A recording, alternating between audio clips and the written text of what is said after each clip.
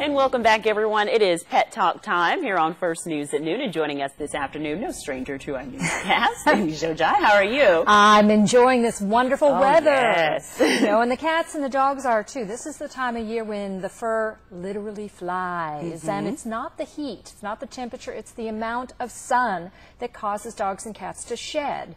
So, you know, if you don't want it to end up in your house, now my house, fur is a condiment.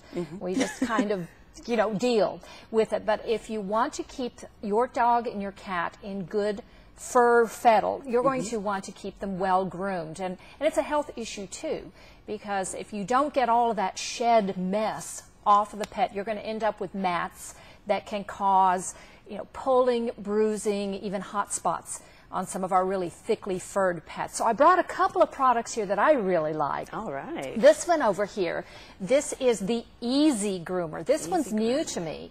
And I found this, a gentleman on the internet. If you go to the initials, easy-groom.com, you can learn about how he came up with this. Apparently, he was cleaning fish, and he had the spine of a fish that had been weathered or whatever, and he was just playing with this with his cat and scratching the cat. You know how cats like, they do what I call elevator butt. The butt goes up and you scratch them.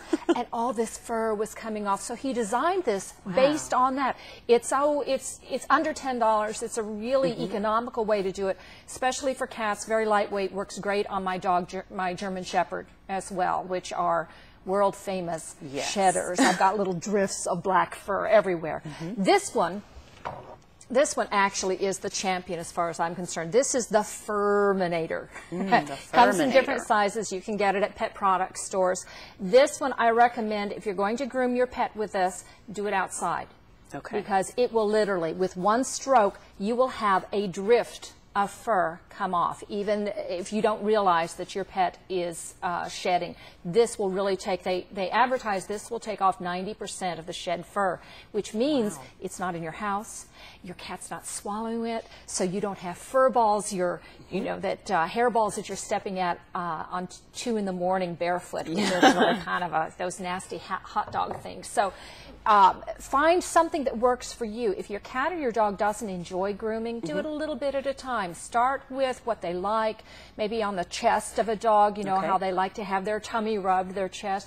Cats really like their cheeks right here, and then the base of the tail. So start with the sweet spots, end with the sweet spots. There's no rule that says you have to do the whole pet at once. So do it 2 minutes at a time while you're watching Channel 12 News in the evening.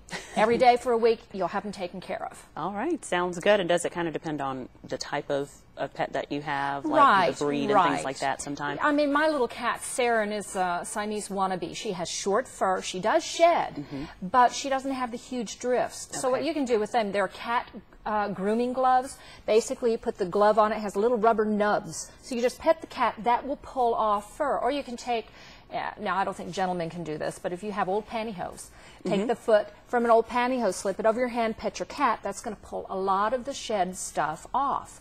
If you have a thickly furred pet like a German Shepherd, a Chow Chow, some of these guys, they need more fur help than some of the others. All right, a lot of great information. Thank you so much. Thank you. We'll be right back.